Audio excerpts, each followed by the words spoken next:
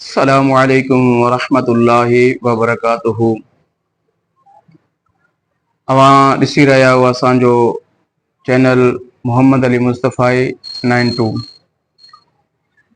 दोस्तों, अॼु अव्हां जे आॾो गुसल जो तरीक़ो जो तक़रीबन 80% माण्हू जेको आहे गुसल सही तरीक़े सां अदा न आहिनि कंदा। इन जे लाइ ना चीज़ अव्हां खे ॿुधाइण थो चाहियां। काफ़ी 30 साल 40 साल उम्र गुज़री वेंदी आहे, पर उन्हनि खे गुसल जे तरीक़े जी ख़बर न आहे। दोस्तों, गुसल छा खे चइबो आहे? हर दोस्त खे ख़बर आहे गुसल इन जे करे राति अगर कोई सुतो पियो आहे उन खे एतलाम थी वञे, गुसल वाजिब आहे। अगर शादीशुदा आहे तो पंहिंजे घरवारीअ सां हमबिस्तरी करण सां गुसल वाजिब थी वञे थो, गुसल फर्ज़ आहे। अहिड़े तरीक़े सां हज़रत सैयदना जुनैद बगदादी रहमतुल्लाह अलैहि नक़ल फरमाइनि था, पाण फरमाईंदा आहिनि कि इब्न अल कुरैबी रहमतुल्लाह अलैहि पाण नक़ल फरमाइनि था, यानी वो लिखनि था कि मूंखे सियारे जे सख़्त राति में मूंखे इतलाम थियो, इरादो कयो कि गुसल कयां, वरी मूंखे नफ़्स रोकियो। मूंखे नफ़्स चयो कि तमाम सियारे जी राति सख़्त राति आहे, सर्दी आहे, सुबुह जो सवेर उथी करे गुसल कजो। लेकिन इब्नुल कुरैबी रहमतुल्लाह अलैहि पाण फरमायो कि इहो हिकु नफ़्स जो चाल आहे।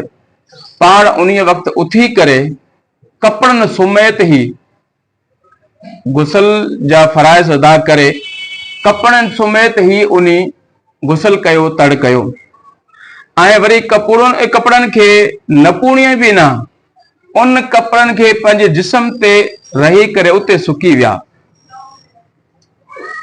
चवण जो मक़सदु इहो आहे, अगर तव्हां ते गुसल फर्ज़ थी वञे, गुसल वाजिब थिए, त तव्हां फौरन गुसल कंदा कयो। हदीस जे अंदर मौजूद आहे कि अगर एक घर जे अंदर अल्लाह तबारक व तआला जा फरिश्ता दाखिल न थींदा। नंबर 1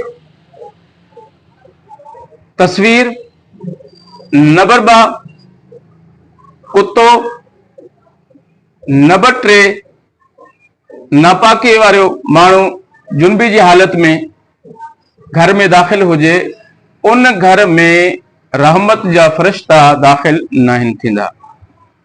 इन जे करे बुजुर्गान दीन फरमाईंदा आहिनि त जेतिरो थी सघे गुसल जल्दी कंदा कयो। ऐं गुसल जा फर्ज़ घणा आहिनि दोस्तनि खे ख़बर न आहे। ऐं दोस्तनि खे पंहिंजे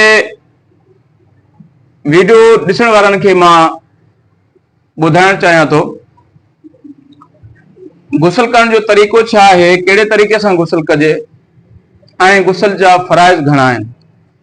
दोस्तों, जीअं गुसल खाने में वञे बिना ज़बान चोड़ण जे, दिल ही दिल में गुसल जो नियत करे। वो नियत कीअं आहे?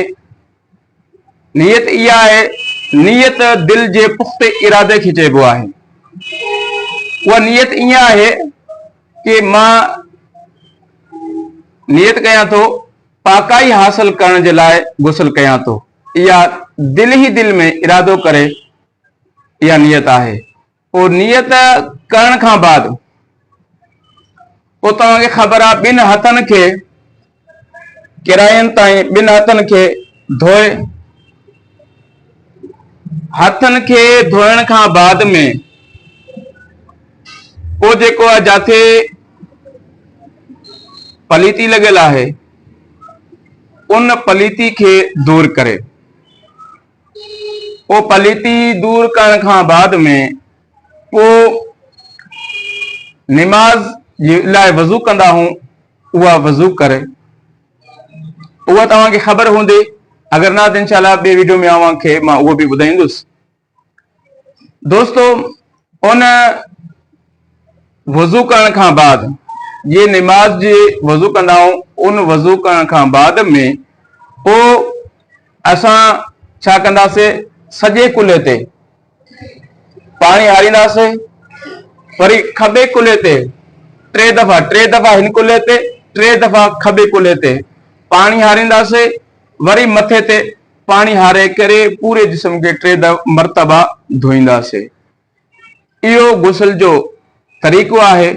ऐं कुझु असांजा मुस्लमान हज़रात कुछ दुआऊं पढ़ंदा आहिनि या कोई कलमात पढ़ंदा आहिनि। कोई भी कलमात पढ़ण ज़रूरी न आहे। अगर तव्हांखे पढ़ण जी ज़रूरत आहे, जेके तव्हां पाण पढ़ण चाहियो था, त पोइ गुस्ल खाने खां ॿाहिरि अची करे पोइ तव्हांजी मर्ज़ी आहे, जेको पढ़ो, सॼो क़ुरान पढ़ो, तव्हांजी मर्ज़ी आहे। लेकिन कोई पढ़ण ज़रूरी न आहे।